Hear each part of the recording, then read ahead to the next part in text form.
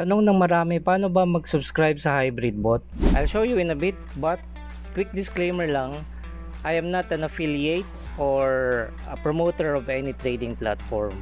And also FYI, the bot has no monthly subscription fee, no upfront payment, no subscription tiers, etc. Bilis na ka-signal, paano ba mag-subscribe dyan sa bot na yan? Nasa screen nyo ngayon yung OKX. Download sa Play Store or sa App Store. Open it. Then search lang dito, ka-signal. Diyan sa search bar nya, ka-signal. Ayan. Ka-signal. Wow! Nalabas na yan. Then next, punta kayo doon sa signals. Yan. Then, andito yung mga bot na ginawa ko na nasa marketplace rin ng OKX. But, you should only select yung first one. Yan. The Signal Trader Hybrid Bot Dash Multiple. Yan yung latest na version niya ngayon. And take note ha, hindi kasama dyan yung mga new coins, mga bagong listings. But, kung i-update ko yung list ng mga coins na included sa bot, I will create a new one and pupunta lang yan sa pinakataas ng list. So always choose the bot on top of this list. So yeah, so itong latest. Then subscribe. Kung di ka pa nakasubscribe, ayun, may subscribe sa baba. But ito, nakasubscribe na ako dati. I will do create bot. Ayan. So yan yung lalabas. Andito yung mga description niya. Ayan. And then yung subscriber win rate, yung AUM, ayan. So what will you do is create bot. Make sure pala before you create the bot is na-set up nyo na yung trading account nyo sa OKX. Like yung mga futures mode or naka-hedge mode, yon. So here, what you will do is, ang minimum dito is 50 USD. Gawin ko ng max. So, create or adjust parameters. Yan. Then, ito yung mga coins. Ito yung mga trading pairs na to. 241 plus yung mga andyan sa screen. Wow! Yan. Then, kung gusto nyo i-select lang yung mga trading pairs na gusto nyo, okay lang. But, it's better na i-select nyo na lahat yan. Kasi, hindi naman lahat yan papasukan ni bot. And, pinili ko lang yung mga coins dyan na papasukan ni bot. So, leverage, this one. Yan yung critical na part nitong bot na ito. And any bot na supported ang futures. Leverage for this video purposes, okay, 10. And then, lagay natin lahat yung amount na nandyan ngayon. Then, entry settings. Dito sa baba is this trading view signal multiple entry. Yan.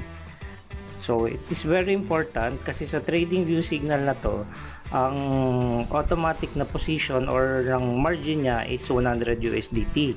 But if you want a lower one or you want a higher one, just make this into fixed margin. Yan. Fixed margin, ang nilagay natin is 57. So, lalagyan ko lang siya ng 5 per trade. Ibig sabihin, 5 USDT margin per trade siya. Times 10 leverage, so 50 ang isang position niya sa isang coin or sa isang trade. Then, okay na yan, confirm. Then, you're all set. Create. Once na-create nyo na yung bot na yon, paano siya hanapin? So, balik lang kayo dito sa futures, dito sa trading panel, sa trade panel ng OKX sa gitna, pag nasa phone ka. Then, select here, baba kayo dito yung bots. So, nandito 1. 1 yung active na bot ko, which is the hybrid bot. Ayan, no. The Signal Trader Hybrid Bot Dash Multiple. So, active na siya. So, if you want naman, pwede nyo siyang i-stop. Ayan. Or you can adjust the margin, edit trading pairs, tsaka TP&SL kung gusto nyo gawan siya ng sariling TP/SL. But I would suggest na dapat i-keep nyo lang yung TP/SL na yan. Dapat keep it as default lang. Details. Ayan. So, andyan yung PNL, bot info, positions, etc. Andyan. Kikita nyo rin dyan. Now, let's go dun sa most critical part ng paggamit ng bot na ito. Open ko lang itong CalQ. Let's go dun sa risk management nyo. So sabi natin kanina ang investment natin is 50 or 57. Let's say na lang 50. Tapos ang ginawa kong margin is 5 USDT. So ibig sabihin 50 divided by 5 is equal to 10. Meaning 10 na losing trades na na-liquidate yung positions mo bago maubos yung 50. So napaka-importante niya. Let's say for example, ang investment mo ay sabihin mong 200. Hindi mo pwedeng gawin or nasa sayo kung gusto mong gawin na per trade mo is 50. So ibig sabihin 4 times lang na matalo yon, ubos na yung 200 mo. So magkano nga ba dapat ang nire-risk mo in relation to your port para sa bot na ito?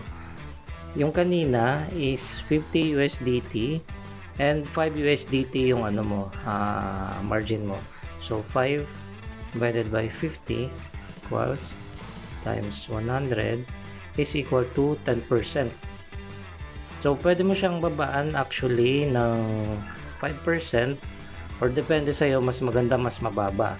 So let's say for example, for 50 times 5%, ang margin mo lang per trade is 2.5 USDT lang. But kunyari malaki yung mga invest mo, kunyari sabihin natin 1,000 USDT, hindi mo pwedeng gawin na ang per trade mo is 500 or 200, 300. Take note, naka-leverage ka dyan na may times 10 ka dito. Naka times 10 yung leverage mong ginawa dito sa bot. So, i-adjust mo rin yon. Pwede mong gawing times 5 lang kung gusto mong lakihan yung margin mo. Mataas ang leverage mo, babaan mo yung margin mo. Mataas ang margin mo, babaan mo yung leverage mo. Ang point is, dapat ang matatalo lang sa'yo is yung acceptable na percentage ng investment mo dito. That is it, Pansit. Make sure na panoorin mo yung video ko about the hybrid bot, how it works, yung logic behind it, para hindi ka blind katulad ko. Parang Randy Santiago, pero kalbo. Uulitin ko, proper risk management is the key, guys. Alright? O siya?